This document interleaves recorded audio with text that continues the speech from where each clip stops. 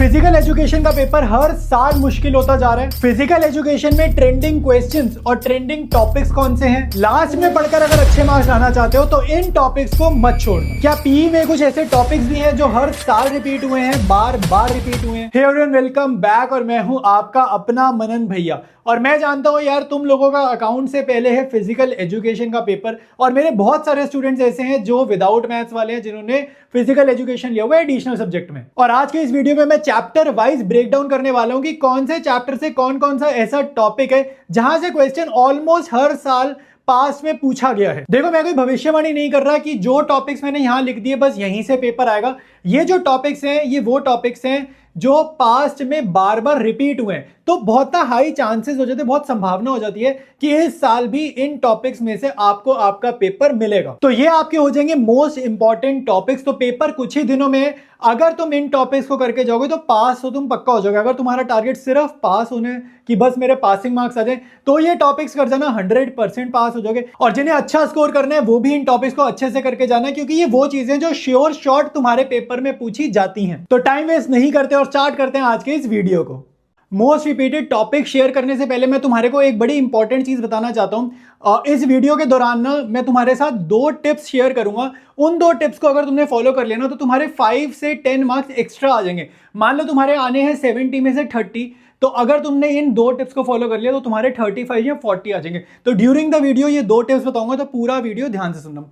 दूसरी इंपॉर्टेंट चीज भाई, ये जो मैं आपको टॉपिक्स बताने वाला हूं चैप्टर वाइज बता रहा हूं, साथ साथ एक्सपेक्टेड वेटेज बता रहा हूं कि इतनी के आसपास की वेटेज रहेगी। लेकिन मैं तुम्हारे को ये बता रहा हूं कि ये टॉपिक्स ना जो मैं यहां पर लिखूंगा पहले पास्ट में आ रखे, मतलब मोस्ट रिपीटेड है। इसका मतलब ये नहीं है कि इन टॉपिक्स के अलावा सारे तुमने टॉपिक्स छोड़ देने, इस बात का ध्यान रखना। ये वो टॉपिक्स हैं जो रिपीटेड है, ठीक है, मेरी बातों को ध्यान से सुनो। 100% यही आएगा। एक तो मैं ये, और दूसरी इंपॉर्टेंट चीज, इन टॉपिक्स के अलावा क्या सारा चैप्टर छोड़ने हैं? तो बिल्कुल भी नहीं भाई। अगर आपको बहुत अच्छे मार्क्स चाहिए, फुल चाहिए, 71-70 चाहिए, तो फिर तो तुम्हें सब कुछ ही करके जाना है। फिर तुम्हारे लिए कोई भी टॉपिक इंपॉर्टेंट नहीं है, फिर तो तुम्हारे लिए सब कुछ इंपॉर्टेंट है। मैं बस ये बता रहा हूं जो पास्ट में बार बार रिपीट हुए, ठीक है। तो सबसे पहले देखो, तुम्हारा पहला चैप्टर है मैनेजमेंट ऑफ स्पोर्टिंग इवेंट। तो सबसे पहला टॉपिक जो तुम्हारे पास रहने वाला है फर्स्ट चैप्टर से, pre, during and post game responsibilities of officials of various committee. इस टॉपिक के एक जॉइंट क्वेश्चन आता है 5 नंबर का, जिसमें तुम्हें प्री, ड्यूरिंग एंड पोस्ट तीनों का बताना पड़ता है, ठीक है। दूसरी चीज भाई, फिक्सचर एंड इट्स प्रोसीजर में से तुम्हारे पास ड्रॉ नॉकआउट फिक्सचर का क्वेश्चन बहुत बार आया हुआ है, 5 नंबर में ही आया हुआ है, जिसमें उसके स्टेप्स शो करने हैं, उसकी कैलकुलेशन शो करनी है और नॉकआउट टूर्नामेंट की एडवांटेजेस भी पूछी गई, ठीक है। तो ये जो 2 हैं इंपॉर्टेंट टॉपिक्स है। अब मेरा कहने का मतलब ये नहीं है कि इसके अलावा तुम सब छोड़ जाओ, ठीक है। मेरा पर्पस ये है, या इस वीडियो का पर्पस ये है कि ये है इंपॉर्टेंट टॉपिक्स, या ये वो टॉपिक्स है जो बार बार रिपीट हुए, तो इन पर तुम्हें ज्यादा फोकस करना है। ये मतलब नहीं है कि इनके अलावा सब छोड़ जाओ, ठीक है। तो मेरी बातों को ध्यान से सुनो। तो अगला यूनिट है हमारा children and women in sports. देखो, इसके इंपॉर्टेंट टॉपिक्स सुन, देखो, कॉमन पॉस्चरल डिफॉर्मिटीज, टोटल 7 है। तो आपको यहां से एक आता है 5 मार्क्स का क्वेश्चन, और 5 मार्क्स का क्वेश्चन कैसे आता है? या तो वो बोलेगा कि एनी टू एक्सप्लेन करो और फिर उनके करेक्टिव मेजर्स बताओ। या तो वो ऐसा दे देगा इस टॉपिक में से, कॉमन पॉस्चरल में से, या फिर वो मेंशन कर देगा कोई दो, ठीक है, कोई भी दो मेंशन कर सकता है।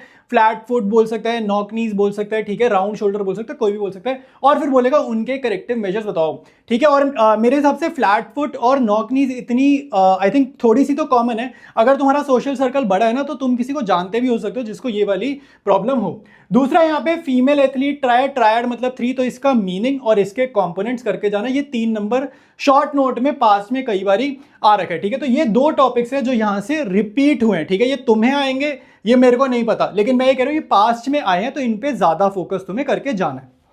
तो अगला हमारे पास यहाँ पे जो चैप्टर है वो है योगा एंड लाइफस्टाइल। देखो, यहाँ पे मैंने इंपॉर्टेंट में लिख तो दिया है हाइपरटेंशन एंड ओबेसिटी, बट आपके पास बहुत सारे आसन है। तो एक तो मैं तुम्हें बता दूं, पिक्चर बेस्ड क्वेश्चन आ सकता है एमसीक्यू में, पहले भी कई बार आया हुआ है कि आइडेंटिफाई द आसन, ठीक है। तो यहाँ पे मेरी टिप ये रहेगी भाई, अगर तुम्हारे पास थोड़ा बहुत भी टाइम है तो यूट्यूब पे जो हमारे आसन है उनको डालो और वीडियो देखो कि भाई आसन एक्चुअली में कैसे परफॉर्म हो रहा है, तो तुम्हें थोड़ा याद करने में आसानी होगी कौन सा आसन कैसे होता है, ठीक है। ओवरऑल इस चैप्टर में यार कोई भी एज सच इंपॉर्टेंट टॉपिक या इंपॉर्टेंट ऐसा नहीं कि जो बार बार रिपीट हुए, पूरा चैप्टर ही मतलब कभी कोई आसन आया कभी कोई आसन आया, तो सारे ही इंपॉर्टेंट है। देखो, अब यहाँ पर क्वेश्चन ना 2 वेज से पूछे जाते हैं। या तो वो तुम्हारे को बोलेगा कि भाई कौन से आसन यूज करके हम ओबेसिटी को कंट्रोल कर सकते हैं, या तो वो ऐसे क्वेश्चन पूछ लेगा, या फिर वो कभी कभी क्या करेगा, एक आसन का पूरा नेम मेंशन कर देगा, स्पेसिफाई कर देगा, और फिर बोलेगा कि इस आसन का प्रोसीजर और बेनिफिट्स एक्सप्लेन करो, ठीक है। तो इस वे में तुम्हारे को तुम्हारे जो चैप्टर नंबर 3 है वहां से क्वेश्चंस रिपीट हो रखे हैं। तो अगला चैप्टर का नाम है physical education and sports for children with special needs. Expected weightage मैंने यहाँ पर लिख दिया। देखो इसका जो इंपॉर्टेंट टॉपिक्स है, एक तो है ऑर्गेनाइजेशंस प्रमोटिंग डिसेबिलिटी स्पोर्ट। मेरी बात सुनो, 3 ऑर्गेनाइजेशन थी, स्पेशल ओलंपिक्स, पैरालंपिक्स और डेफलिम्पिक्स। आपको जो क्वेश्चन आ सकता है, एक तो शॉर्ट क्वेश्चन आएगा 2 से 3 मार्क का, यहाँ से पास में आ रखा है। अब क्वेश्चन में एक चीज याद रखना, आपको ना लोगों की फोटो बनी हुई आ सकती है और फिर बोलेगा आइडेंटिफाई करो ये कौन सी ऑर्गेनाइजेशन का लोगो है। तो तीनों ऑर्गेनाइजेशन के लोगों की फोटो अच्छे से देख के जाना ताकि तुम आइडेंटिफाई कर पाओ। ठीक है, कहीं ऐसा ना आइडेंटिफाई नहीं कर पाए तो आगे का क्वेश्चन कैसे करोगे। ठीक है, तो ये चीज ध्यान रखना, ऐसा पास में आ रखा है। दूसरा, strategies to make physical activities accessible for children with special needs. अगर तुम इसके पॉइंट्स पढ़ोगे, बिल्कुल कॉमन सेंस वाले पॉइंट्स है। ठीक है, तो यहां से भी, इस टॉपिक से भी, ठीक है, एक तो रीड करते आंसर याद होगा और जो क्वेश्चन आएगा वो तुम्हारा यहां से भी शॉर्ट क्वेश्चन आएगा। लॉन्ग क्वेश्चन पास में मैंने तो कुछ खास नहीं देखे। ठीक है, शॉर्ट ही यहां पर ज्यादा आएगा। अगला चैप्टर है स्पोर्ट्स एंड न्यूट्रिशन। भाई ये जो यहाँ पे देखो मैक्रो एंड माइक्रो। मैक्रो तो वो जो जिम वाले बच्चे हैं, जो भी बच्चे जिम जाते हैं, तुम पूरा टाइम जिम में बात ही क्या करते हो, मैक्रो की तो बात करते हो, प्रोटीन, कार्ब्स, फैट। जिम में क्या बताते हैं, प्रोटीन ज्यादा, ठीक है, फैट ज्यादा और कार्ब्स कम, यही बताते हैं ना जिम वाले। तो वो मैक्रो न्यूट्रिएंट की ही बात करते रहते हो। तो मैक्रो और माइक्रो से तुम्हारे को चांसेस है एक एमसीक्यू पक्का आए हो, पास में बहुत ज्यादा एमसीक्यू इन दोनों टॉपिक से आए हैं। ठीक है, और कौन से न्यूट्रिएंट यानी कौन से विटामिन मिनरल की डेफिशिएंसी से क्या कमी हो जाती है, कौन सी प्रॉब्लम हो सकती है, वो भी पढ़ के जाना, एमसीक्यू के लिए इंपॉर्टेंट है। ठीक है, न्यूट्रिटिव एंड नॉन न्यूट्रिटिव, ठीक है, इसका डिफरेंस। ठीक है, और इसके अंदर एक टॉपिक है पिटफॉल्स ऑफ डाइटिंग, वो भी बहुत बारी पहले आ रखा है। बैलेंस्ड डाइट से भी आपको एक क्वेश्चन मिल सकता है, लेकिन बड़ा क्वेश्चन यहां से पास में मैंने देखा तो 5 मार्कर का बैलेंस डाइट से आएगा। और जो न्यूट्रिटिव नॉन न्यूट्रिटिव है यहां से 3 नंबर के आसपास का। ठीक है, तो ये तुम्हारे ये 2 चैप्टर्स मैंने कवर कर दिए। तो अब मैं तुम्हारे को बताने जा रहा हूं वो इंपॉर्टेंट टिप्स जिससे तुम 5 से 10 नंबर एक्स्ट्रा लेकर आओगे अपने फिजिकल एजुकेशन के पेपर में। देखो, सबसे पहले चीज तुम्हारे को पन्ने भर भर के आने हैं। अपना फिजिकल एजुकेशन का जो तुम्हारी आंसर शीट होगी खाली खाली नहीं होनी चाहिए, पूरे भर देना। ठीक है, मतलब ऐसा लगना चाहिए टीचर को ना वजन लगना चाहिए हाथ पे कि भाई बच्चे ने कुछ लिखा है। ठीक है, चाहे डिजिटली कॉपी चेक हो रही है, उसको 2 मिनट साइड रखो, मेरी बात का मतलब समझो। पन्ने भर के आने बहुत ज्यादा जरूरी है। दूसरी इंपॉर्टेंट चीज, जब तुम अपनी आंसर शीट लिख लोगे, भर भर के तुम लिख दोगे, तो कीवर्ड्स को ना अंडरलाइन कर देना। क्योंकि अब तुम अगर पन्ने भर रहे हो सकता है तुम अपनी लैंग्वेज में लिख रहे हो और हो सकता है तुम्हारी इंग्लिश खराब हो, तो आपको क्या करना है, जो कीवर्ड्स है उनको अंडरलाइन कर देना ताकि जो चेक कर रहा हो उसको फटाफट से कीवर्ड दिखे, वो मार्क्स दे और पेज आगे पलटे। ठीक है, तो कीवर्ड्स अंडरलाइन जरूर करने। तीसरी इंपॉर्टेंट चीज, अब तुम बोलोगे भैया मुझे ना आंसर याद नहीं हो रहा, अब तो दिन ही कुछ नहीं बचे, बिल्कुल सर पे है पेपर, अब मैं क्या करूं। तो आपको क्या करना है, जिन जिन क्वेश्चंस के पॉइंट्स हैं, ठीक है, हेडिंग्स वाले आंसर है, जिन जिन क्वेश्चन के पॉइंट्स में आंसर है कि पहले हेडिंग लिखी, फिर उसको एक्सप्लेन किया, फिर हेडिंग लिखी, फिर उसको एक्सप्लेन किया। तो आपको सिर्फ हेडिंग याद कर लेनी है। ठीक है, अगर टाइम नहीं है, याद नहीं हो पा रहा, सिलेबस ज्यादा लग रहा है, सिर्फ हेडिंग याद करो, अंदर का अपने आप बना लेना, अंदर का ना रीड करके चले जाना, अच्छे से गो थ्रू करके चले जाइए बस। ठीक है, हेडिंग याद कर ले, हेडिंग मतलब अपने आप बनाइए, फिर नंबर कट जाएंगे, मैं पहले बता रहा हूँ। हेडिंग याद होनी चाहिए, अंदर का अपने आप बना ले, कंफर्म बता रहा हूँ, नंबर मिलते हैं। ठीक है, नंबर बोर्ड में बंटते हैं, मिलते हैं नंबर। अब एक और चीज मेरे माइंड में आ रही है भाई, पीवाईक्यूज पे नजर मार लेना, हर चैप्टर के पीवाईक्यूज के, क्योंकि ये जो मैं तुम्हें एनालिसिस बता रहा हूँ ये पीवाईक्यूज एनालाइज करें तो बता पा रहा हूँ। ठीक है, जो मोस्ट रिपीटेड टॉपिक्स बता रहा हूँ पीवाईक्यूज एनालाइज करें तो बता पा रहा हूँ। तो आपने हर एक चैप्टर का पीवाईक्यूज पे नजर जरूर डालिए, पता होना चाहिए ना क्वेश्चन किस वे से फ्रेम हो रहा है। अगर यही नहीं पता हो क्वेश्चन कैसे फ्रेम हो रहा है तो हम वैसी गलती कर देंगे। ठीक है, तो ये चीज का तुम्हारे को ध्यान रखना है, पीवाईक्यूज बहुत ज्यादा रिपीट होते हैं। ठीक है, तो अब मैं तुम्हें बताऊं, बड़ी इंपॉर्टेंट चीज दिमाग में ये वीडियो में बने रहना। ठीक है, अभी ये थोड़े से टॉपिक्स नोट डाउन करते जाओ, अभी बता रहा हूं, बड़ी काम की चीज है, बता रहा हूं। तो अगला चैप्टर है हमारा test and measurement in sports. देखो यहाँ पे मोस्ट रिपीटेड में नहीं बता सकते, इसमें बहुत सारे फिटनेस टेस्ट गिवन है, तो सारे ही इंपॉर्टेंट है। ठीक है, सब कुछ बार बार ही आया है। अगला देखो, कह रहे हैं physiology and injuries in sports. यहाँ पर देखो effect of exercise on cardio respiratory system. ठीक है, ये इंपॉर्टेंट है, ये कई बार आया है।